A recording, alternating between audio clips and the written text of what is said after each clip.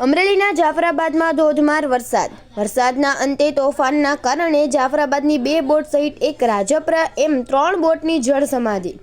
જાફરાબાદ રાજપરાના 11 ખલાસીઓ લાપતા।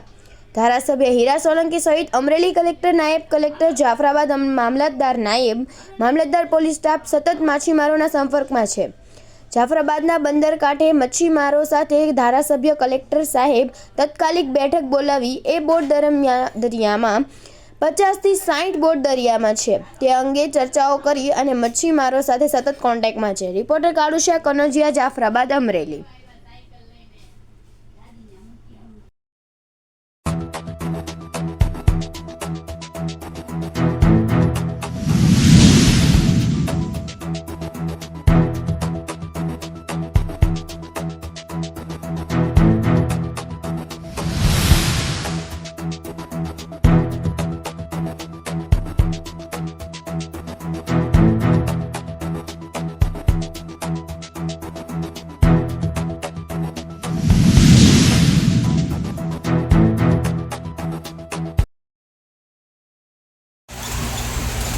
જાફરાબાદ અમારે આજે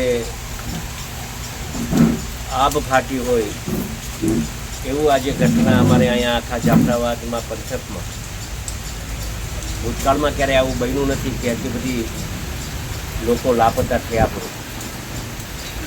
11 જેવા વ્યક્તિઓ, મચ્છીમારો અને 3 બોટ સાથે ખૂબ મોટી નુકસાની આજે જાફરાબાદ અને શિયાળબેટ ગામના લોકોને આજે ભોગવવી પડી છે।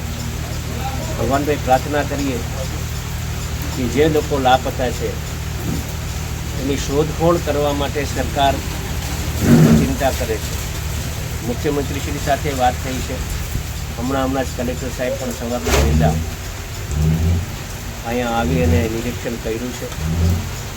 જે કંઈ સૂચના સરકારશ્રી દ્વારા જે આપવાની થતી હશે એ તંત્ર દ્વારા સજ્જડ રીતે અમે સૂચના આપી અને વહેલામાં વહેલી તકે આ લોકો જે લાપતા છે એની શોધખોળ થાય અને એને રેસ્ક્યુ થાય એના માટે સરકાર ચિંતા કરે છે અને કાર્ય કરે છે। પ્રાર્થના કરીએ કે આ લોકો જે લાપતા છે એ સુરક્ષિત રીતે ઘરે આવે।